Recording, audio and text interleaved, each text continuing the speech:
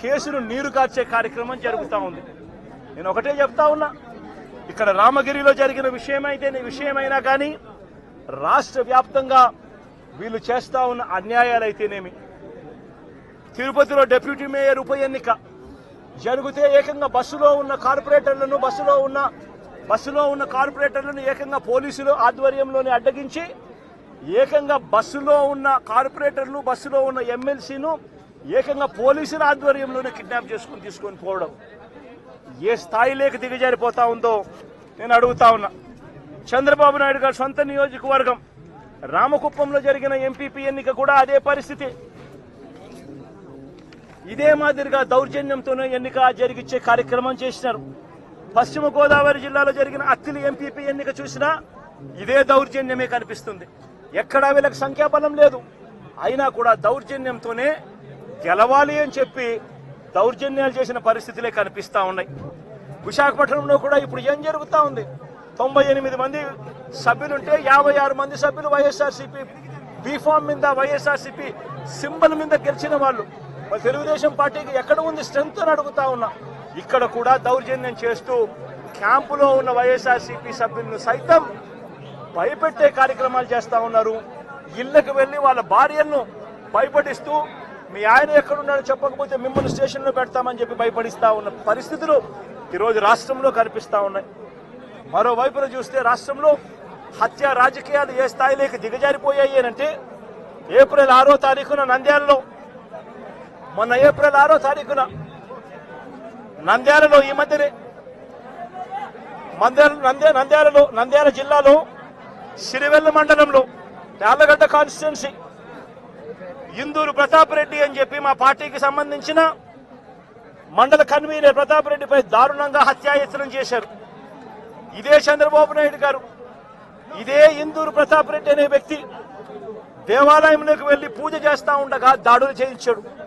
ఇదే చంద్రబాబు నాయుడు గారు ముఖ్యమంత్రిగా ఉన్నప్పుడు 2017లో ప్రతాప్ రెడ్డి అన్నను ప్రభాకర్ రెడ్డిని అతని బావమర్దిని చంద్రబాబు నాయుడు గారి దగ్గర నుండి చంపించారు. చంపించిన తర్వాత మా ప్రభుత్వం వచ్చిన తర్వాత ప్రతాప్ రెడ్డికి మేము గన్మెన్ సౌకర్యం మేము కల్పిస్తే చంద్రబాబు నాయుడు గారు వచ్చిన తర్వాత ఆ గన్మెన్ ను తీసేసి చివరికి ప్రతాప్ రెడ్డిని చంపే కార్యక్రమం చేయడానికి ఏకంగా చంద్రబాబు నాయుడు గారు పురమాయించిన పరిస్థితులు మన కళ్ళ ఎదుటే కనిపిస్తా ఉన్నాయి.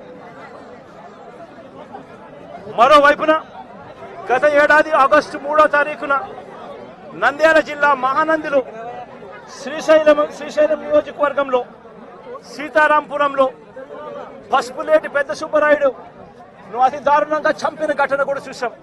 ఆ సుబ్బరాయుడు గారిని చంపినప్పుడు నేను కూడా ఆ ఊరికి వెళ్లి తనను పరామర్శించి ఎంత దారుణంగా చంపారు, జరిగినది ఎంత అన్యాయమో అని చెప్పి కూడా ప్రశ్నించడం జరిగింది. ఆ ఊరు నుంచి కరెక్ట్ గా 10-15 నిమిషాల్లోనే జిల్లా హెడ్ క్వార్టర్స్, అక్కడే ఎస్పీ ఉంటాడు. అయినా దగ్గరుండి హత్య చేయించడం జరిగింది. అదే గ్రామంలో వైఎస్ఆర్సీపీకి సంబంధించిన బీసీ నాయకుడు సుబ్బరాయుడును చంపించే కార్యక్రమం. ఆశ్చర్యం ఏమిటంటే సుబ్బరాయుడు కుటుంబ సభ్యులు పోలీసులకు ఫోన్ చేసి 2-3 గంటల కిందట కూడా ఫోన్ చేసి ఊరిలో ఘటన జరగబోతా ఉంది, బయట నుంచి వ్యక్తులందరూ కూడా మోహరించినారు అని చెప్పినా కూడా కనీసం వచ్చి కాపాడే ప్రయత్నం కూడా జరగల. గత ఏడాది జూలై 23వ తారీఖున పల్నాడు జిల్లా పెదకూరుపాడులో కొసూరులో వైఎస్ఆర్సీపీ నాయకుడు ఈద సాంబిరెడ్డిని కూడా ఇనుప రాడ్లతో దారి కాచి రోడ్డులో కారు ఆపి కొట్టి చనిపోయాడని చెప్పి వదిలేసి వెళ్లిపోయిన ఘటన.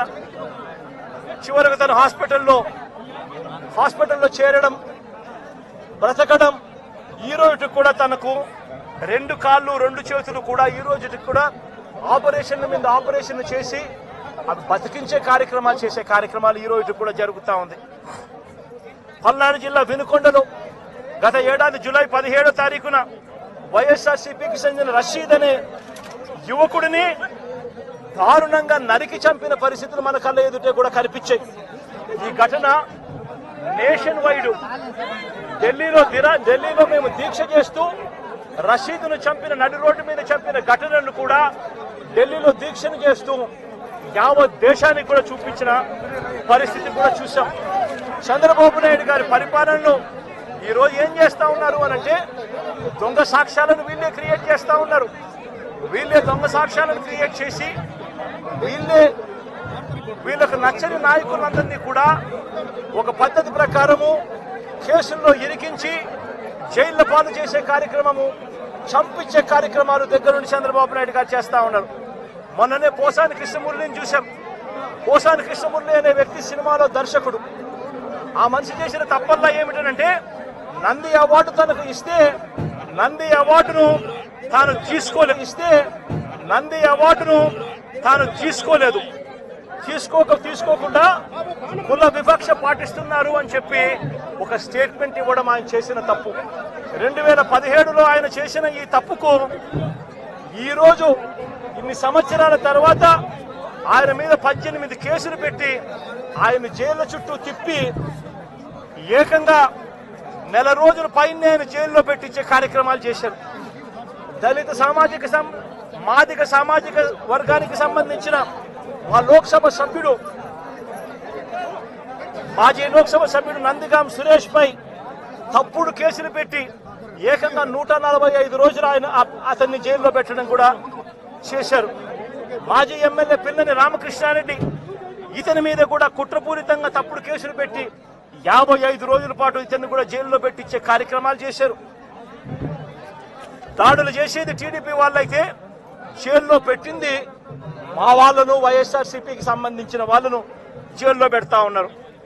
పోలీసులు క్రియాశీలక పాత్ర పోషిస్తా ఉన్నారు. వల్లభనేని వంశీ తాను ఘటనా స్థలంలో లేడు అని చెప్పి ఏకంగా తెలుగుదేశం పార్టీ ఆఫీసు దాడి జరిగిన ఘటనలో తాను లేడు అని చెప్పి ఏకంగా కోర్టులోకి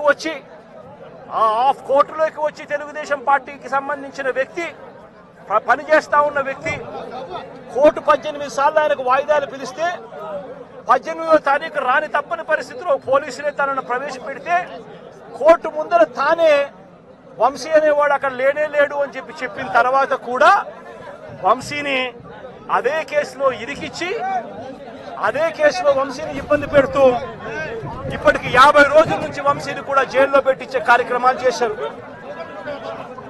ఇలా రాష్ట్రం మొత్తం మీద రెడ్ బుక్ పరిపాలన సాగిస్తా ఉన్నారు. ఇదే చంద్రబాబు నాయుడు గారిని అడుగుతాను, అయ్యా చంద్రబాబు, ప్రజల్లో ఏదైనా కూడా మంచి పేరు తెచ్చుకొని రాజకీయాలు చేయడం నేర్చుకోండి. మీరు సూపర్ 6 ఎందుకు అమలు చేయడం లేదు అని చెప్పి ఈరోజు ప్రజలు గట్టిగా నిలదీస్తా ఉన్నారు. సూపర్ 7 హామీలను ఎందుకు అమలు చేయడం లేదు అని ప్రజలు మిమ్మల్ని గట్టిగా ప్రశ్నిస్తా ఉన్నారు. ఇలాంటి ప్రశ్నించే సమయంలో ప్రజల గొంతు వినపడకూడదు అని చెప్పి రాష్ట్ర వ్యాప్తంగా రెడ్ బుక్ పాలన మీరు సాగిస్తూ వైఎస్ఆర్సీపీకి సంబంధించిన వాళ్ళు లేదా మీ సూపర్ 6ను మీ సూపర్ 7ను ఎందుకు అమలు చేయడం లేదు అని చెప్పి అడుగుతా ఉన్న ప్రజలను మీరు దయా దాక్షిణ్యం లేకుండా ఈ రకంగా ప్రతి చోట కూడా పోలీసులను ఉపయోగించుకుంటూ ఎమ్మెల్యేలందరినీ కూడా హింసను ప్రోత్సహించండి అని చెప్పి వాళ్ళందరినీ కూడా ఉసగొలుపుతూ రాష్ట్ర వ్యాప్తంగా కూడా మీరు చేస్తా ఉన్న ఈ దౌర్జన్య కాండ త్వరలోనే ప్రజలు చూస్తా ఉన్నారు, దేవుడు చూస్తా ఉన్నాడు. ఖచ్చితంగా మీకు బుద్ధి చెప్పే పరిస్థితి త్వరలోనే వస్తుందని చెప్పి ఈ సందర్భంగా చంద్రబాబు నాయుడు గారికి గట్టిగా మందలిస్తూ చెప్తా ఉన్నా. అదే మాదిరిగా ఇంకొక విషయం కూడా చెప్తా ఉన్నా. అదే విధంగా ఇంకో విషయం కూడా చెప్తా ఉన్నా. ఇదే చంద్రబాబు నాయుడు గారికి చెప్తా ఉన్నా, ఇదే పోలీసులకు చెప్తా ఉన్నా. పోలీసులు ఎవరైతే చంద్రబాబు నాయుడు గారిని మెప్పు కోసం చంద్రబాబు నాయుడు గారి మెప్పు కోసం ఎవరైతే వాళ్ళ టోపీ మీద ఉన్న సింహాలకు సెల్యూట్ చేయకుండా చంద్రబాబు నాయుడు గారికి వాచ్మెన్ల కింద పనిచేస్తా ఉన్న ఆ ప్రతి పోలీస్ అధికారికి చెప్తా ఉన్నా, ఎల్లకాలం చంద్రబాబు నాయుడు గారి పరిపాలన సాగదు. చంద్రబాబు నాయుడు గారి పరిపాలన త్వరలోనే వస్తుంది. ప్రతి పోలీస్ అధికారికి కూడా చెప్తా ఉన్నా, మీ బట్టలు తీస్తామని చెప్పి ప్రతి పోలీస్ అధికారికి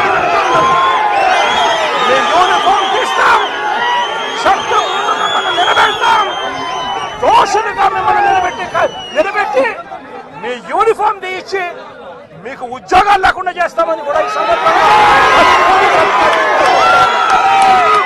ఇప్పటికైనా చెప్తా ఉన్నా, ప్రతి పోలీస్ అధికారిలో కూడా మార్పు తెచ్చుకోండి.